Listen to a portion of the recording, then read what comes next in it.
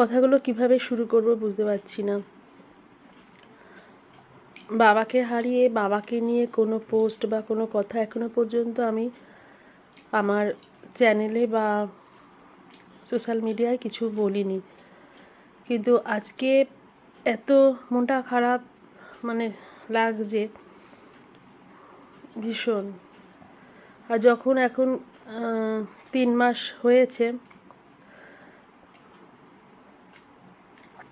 বাবাকে হারিয়েছি, তো এখন ওই যখন মনে পড়াটা প্রতি মুহূর্তেই তো মনে থাকে, মনে পড়ে, কিন্তু বিশেষ বিশেষ সময় যখন মনে পড়াটা এতটাই বেড়ে যায় তখন চোখের জল আর বাদ মানে না।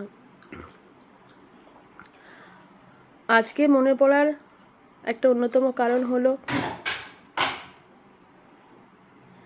যেটার জন্য মানে ভাবছি তোমাদেরকে বলি, যদি একটু হলেও কারোর মনে বা আমার মতন তোমরা এরকম করে থাকো, ব্যাপারটা খুলেই বলি। সেটা হচ্ছে, প্রত্যেকবার আমাদের বাড়িতে আমের সিজন হলে আম আনা হয়, দুধ আম দিয়ে ঠাকুরকে পুজো দেওয়া হয়, তারপরেই পাকা আমটা আমরা খেয়ে থাকি। তার আগে মানে এটা আগে থাকতেই দেখে এসেছি। আর বাপি যখন এখানে থাকতো তো বাপি কী করতো, যেহেতু সুগারের পেশেন্ট, প্রচণ্ড ভয় পেতো, তো আমি তো আম খেতেই দিতাম না। তা আম না মানে ঠিক লুকিয়ে লুকিয়ে আনতো, পাঞ্জাবির পকেটের মধ্যে হয়তো 2টো আম কিনলো, পাঞ্জাবির পকেটে 2টো আম নিয়ে আসতো। ব্যাগেও অনেক সময় আম আনতো না, একটা মানে হাতে একটা ব্যাগ নিয়ে যেত বিকালবেলায় যখন বেরোতো, তো যেহেতু ব্যাগটা আমার চোখে পড়বে, পাঞ্জাবির পকেটে আম নিয়ে আসতো। গত বছরও যখন আমের সময় এই আম নিয়ে খুব বকেছি, খুব। এমনও হয়েছে যখন একটু বেশি আম এনেছে আমি বলেছি এতগুলো আম তুমি কেন এনেছো, সুগার। আর বাপির আম মানেই হচ্ছে হিমসাগর আম খেতেই বেশি ভালোবাসতো, পাকা মিষ্টি আম, টক আম খেতো না, একদমই খেতে পারতো না।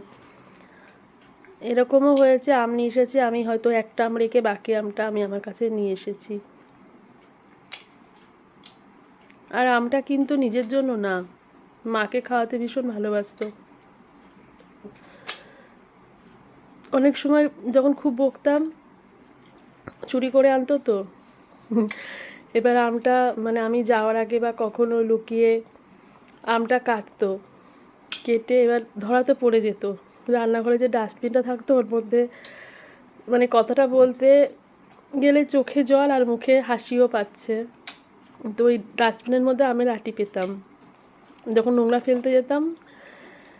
তোমাদেরকে বলি যে যারা জানো না, ওপরে মানে আমার বাড়ি দোতলায় বাপিমা থাকতো, সেই জন্য তো যখন নোংরা ফেলতে যেতাম ওই আমের আঁটিটা দেখতাম, এসে আমি আবার বকতাম।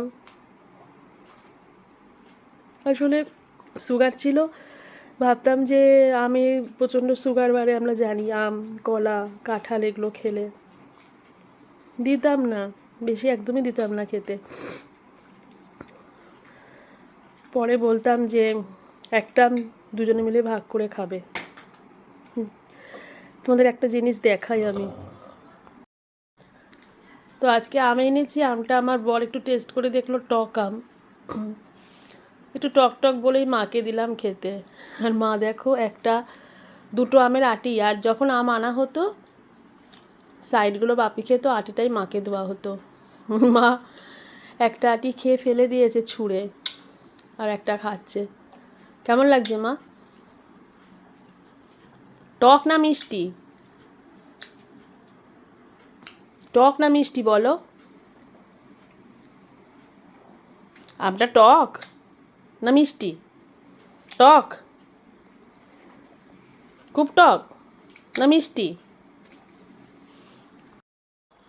আমটা টক না মিষ্টি সেটা মা হয়তো উপলব্ধি করছে, বুঝতে পারছে, কিন্তু মা কথায় প্রকাশ করে বলতে পারছে না। তো যেটা বলছিলাম, মানে যে কারণে আমার এই কথাগুলো তোমাদের সঙ্গে শেয়ার করা।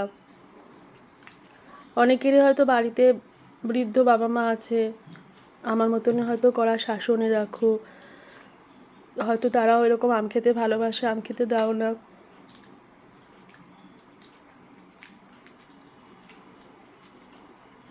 এখন আজকের দিনে মনে হচ্ছে কি জানো তো, এই যে সবাই যে বলে যে যে যার যে কদিন আয়ু সে তো সে কদিনই থাকবে, সে কদিনই বেঁচে থাকবে, যদি সেটাই হয়ে থাকে তাহলে আজকের দিনে মনে হচ্ছে যে এতটা শাসন না করলেও হয়তো ভালো হতো। যদি জানতাম, গত বছরে যদি জানতাম যে বাবার ওই বছরটাই শেষ আম খাওয়া, তাহলে এতটা হয়তো নিষ্ঠুর আমি হতাম না। আজকে ঠাকুর পুজো দিতে গিয়ে ভালো করে পুজোও দিতে পারিনি, মনে হয় আমটা কাটতে কাটতে আমার এত খারাপ লাগছে।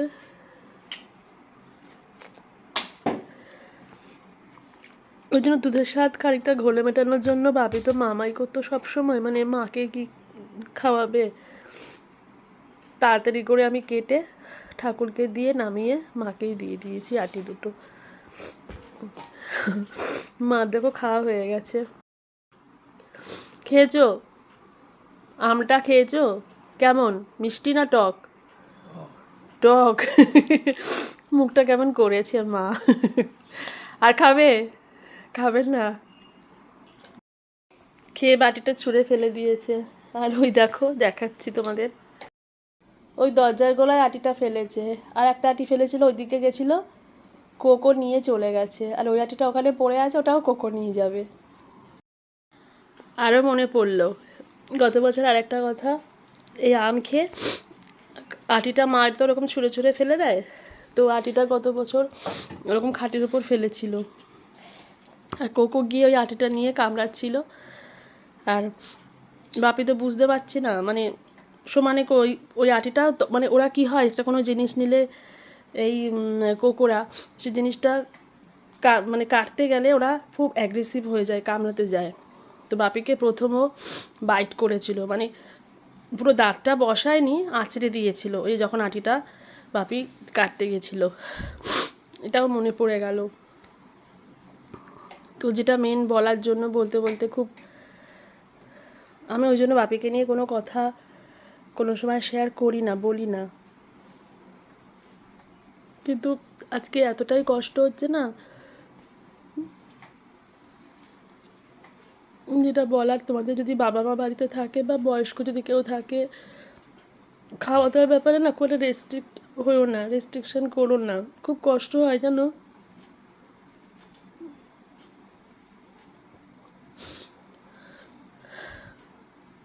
এটুকুই বলার ছিল।